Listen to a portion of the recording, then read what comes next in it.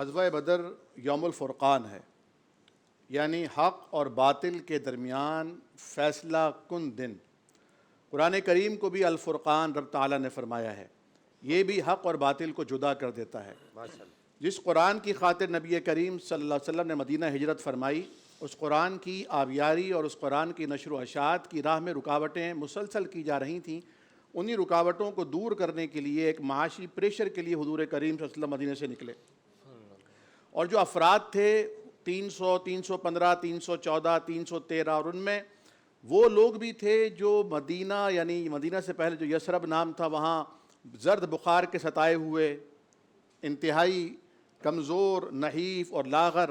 پھر وہ بھی تھے کہ جن کی عمریں کم تھیں، وہ بھی تھے جن کی کمریں جھکی ہوئی تھیں، اور یہاں وہ دو بچے بھی تھے جو معاذ اور معوذ کے نام سے تاریخ میں یاد کیے جاتے ہیں، جو دونوں بھائی تھے اور دونوں اپنی ایڑیوں کے اوپر کر کے پنجوں کے بل کھڑے ہو کر مقابلے تن پیش کر رہے تھے کہ میں اس سے بڑا ہوں اور میں اس سے بڑا ہوں۔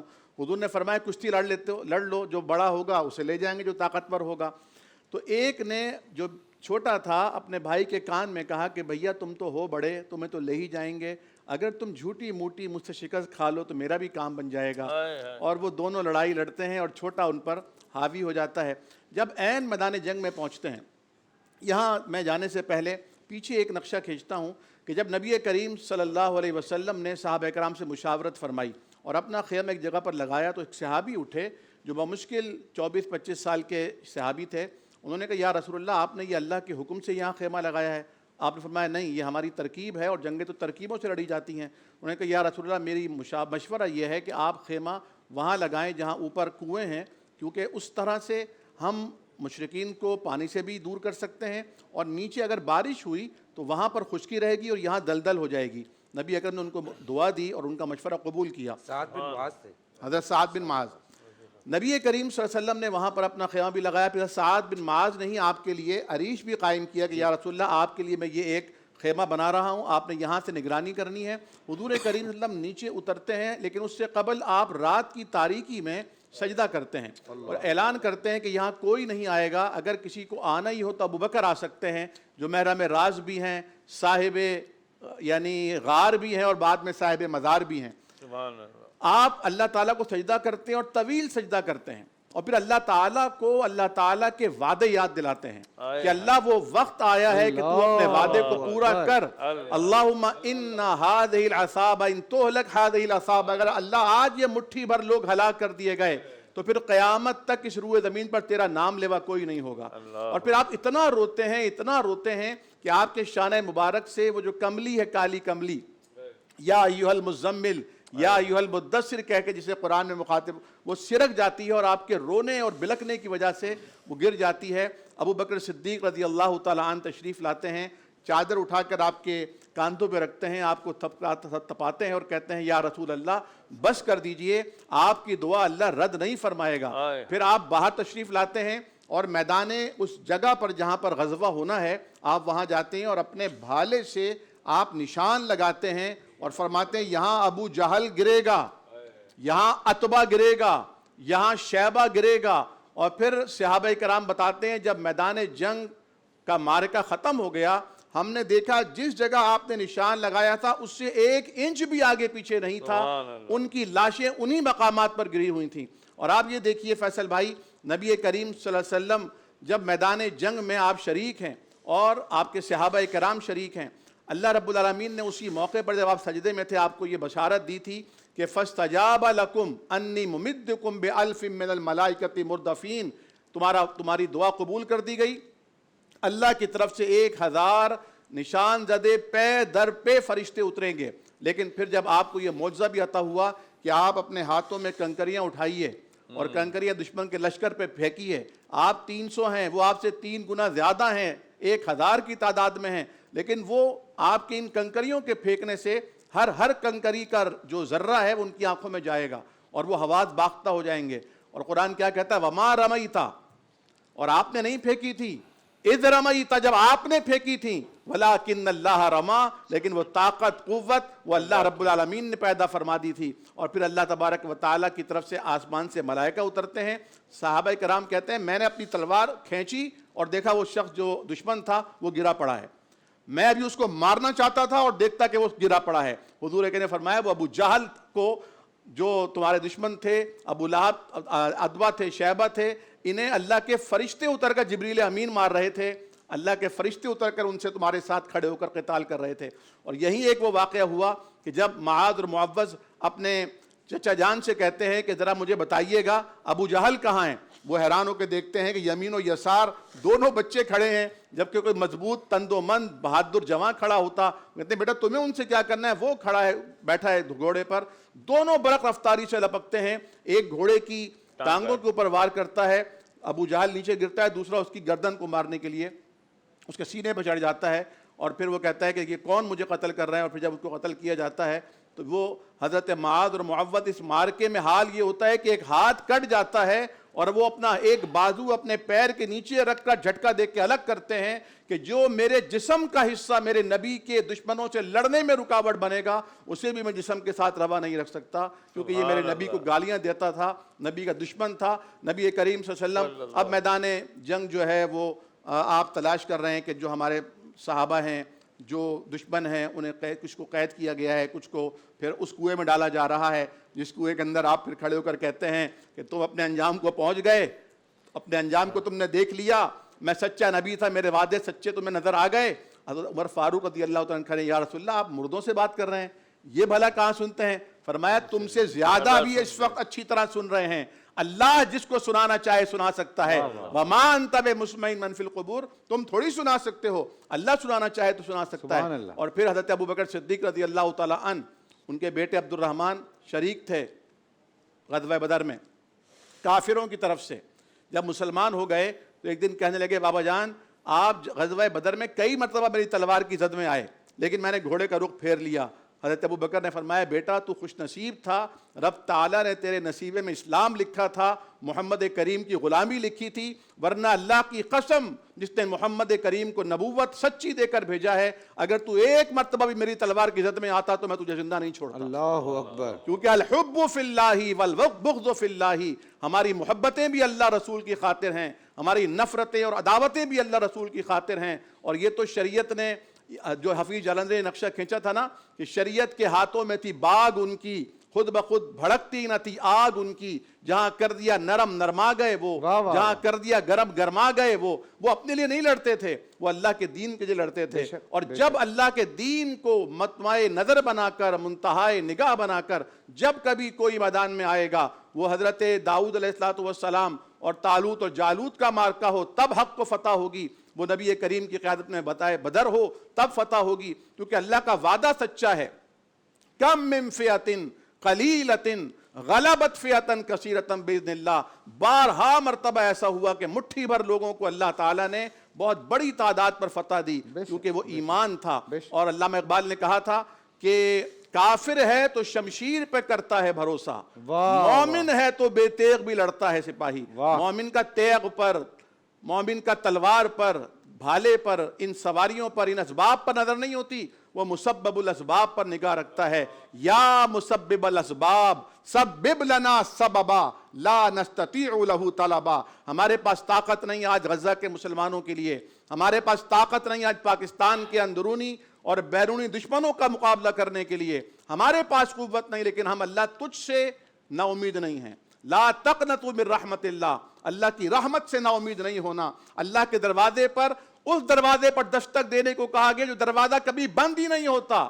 دستک وہاں دی جاتی ہے جو دروازہ بند ہو جائے، وہ دروازہ تو ہر وقت اپنے بندوں کے لیے کھلا رہتا ہے. وہ رات دن آواز لگاتا ہے کوئی مدد مانگنے والا آ کے مدد مانگے. آج ضرورت اس بات کی ہے جو چاہا تھا کہ فضائے بدر پیدا کر، فرشتے تیری نصرت کو اتر سکتے ہیں گردوں سے قطار اندر قطار. اب بھی اگر وہی ایمان پیدا ہو جائے فَإِنْ آمَنُوا بِمِثْلِ مَا آمَنْتُمْ بِهِ فَقَدْ اهْتَدَوْا. قرآن نے کہا تھا کہ اگر قیامت تک آنے والے مسلمان بھی نبی کریم کے صحابہ کی طرح ایمان لے آئیں تو ہدایت پا جائیں گے، نصرت پا جائیں گے، فتح پا جائیں گے، منزل پا جائیں گے.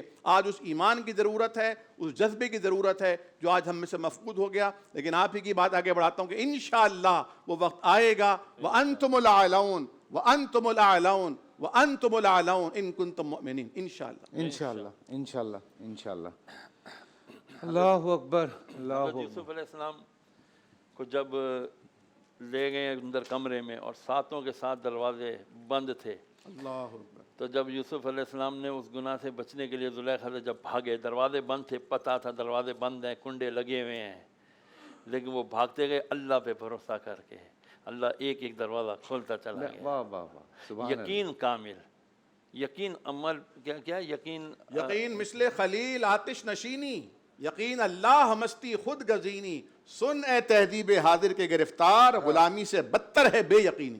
واہ واہ یقین واہ. محکم، عمل پہ ہم محبت فاتح عالم، جہاد زندگانی میں ہے یہ مردوں کی شمشیریں. بے شک. اقبال کہہ گیا نا. میں تھوڑا سا ایک عرض کروں گا. یقین کی بات آئی تو مجھے آج 17 رمضان المبارک ہے، اور آج قائد ملت اسلامیہ امام انقلاب اشا امام احمد نورانی صدیقی صاحب رحمہ اللہ کا بھی آج یوم ولادت ہے، 17 رمضان المبارک.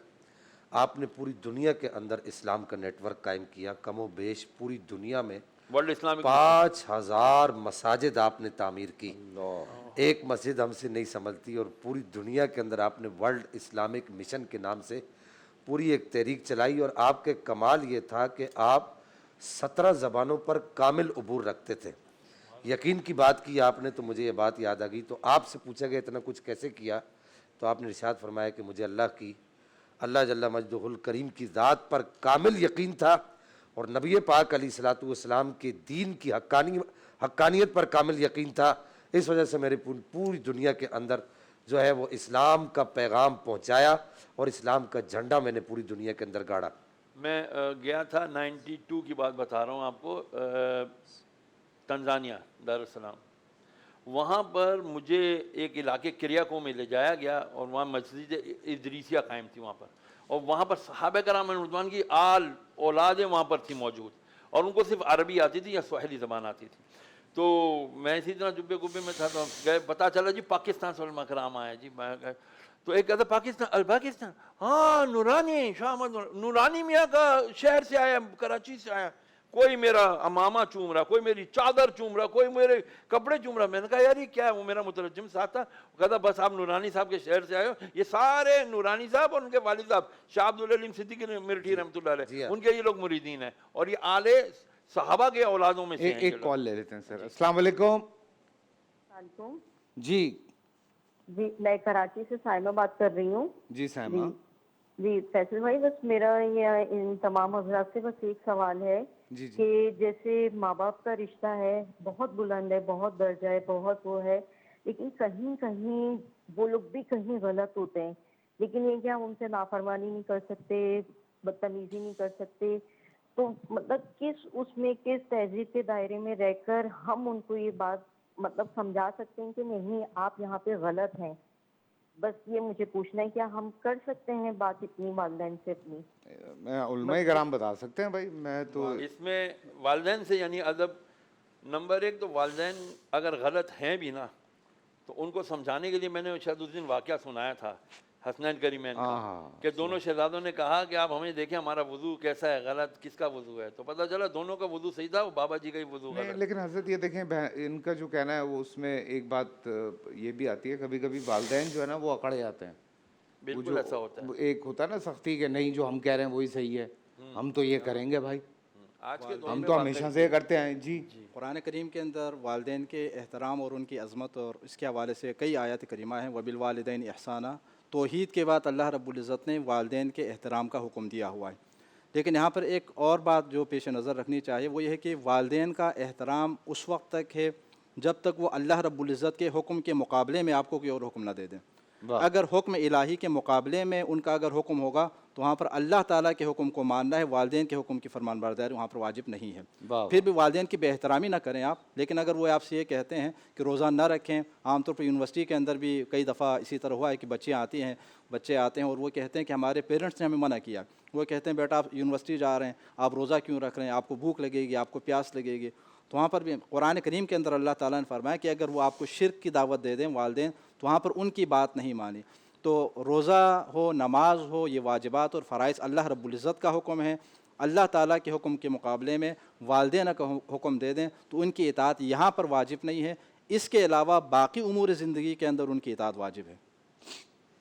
والدین کے ساتھ ادب اور احترام کے ساتھ بٹھائیں. مسئلہ یہی آتا ہے نا، ہمارے یہاں بچوں کو ادب اور احترام نہیں آتا. तरीके से ज़रा बंदा तरीके से हैंडल बात कर लेता है। करें, माँ बाप के सामने हाथ जोड़ दें, उनके हाथ पकड़ के चूम लें, अब माँ, मेरी जान, मेरी हाँ, प्यार जिंदगी, से समझाते प्यार हैं से समझाएं कि ना, ये तो हो देखें जाएगा। जी, ये लिखा हुआ कुरान में जी, ये देख लें, ये अहादीस है, ये आपकी कल्चरली आप बातें कर रहे हैं, वो ठीक है, वो कल्चर है, लेकिन ये देखें जी असल चीज़ तो ये है। थोड़ा बंदा प्यार से आपस में दोस्तों में भी मेरे ख्याल से ये चीज़ अगर इस तरह से पेश की जाए, मैं आज यही आप लोगों से भी कहने वाला था आज की हवाले से भी, कि जो एक अफरा तफरी मची हुई है, आपस में लड़े जा रहे हैं, उस पर भी थोड़ा सा आप लोग प्लीज़ बात करें, बिकॉज़ हर बंदा किसी न किसी बात पे लड़ ही रहा है। स्पेशली अगर हम उलमाए कराम की भी बात करते हैं, उलमाए कराम की आपस में लड़ाइयाँ शुरू हो गई हैं।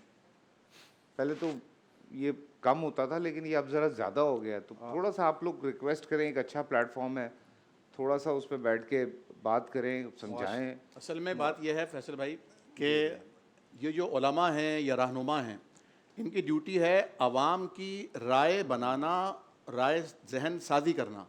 लेकिन प्रॉब्लम ये हो गई है कि ये अपने मुरीदीन की या अपने जो उनके सामीन हैं या नादरीन हैं या इनके फॉलोवर्स हैं, उनके दिए हुए एजेंडे पर चल रहे हैं कि आवाम क्या पसंद करेगी, वो उनको सुनाने की कोशिश की जा रही है। आवाम का मुतालबा क्या है, उसकी डिमांड क्या है, बजाय इसके कि आवाम को समझाया जाए कि अपनी डिमांड दुरुस्त कीजिए, आवाम को बताए। जिस तरह मीडिया जो आवाम देखना चाहती है वो दिखाना पसंद करता है, तो मीडिया की भी जिम्मेदारी बनती है कि वो आवाम की जहन साजी करे कि जो आप देखना चाहते हैं वो देखने की चीज़ नहीं है। जहन साजी जब होगी तो पता चलेगा कि ये असल में है जो आपको करना है।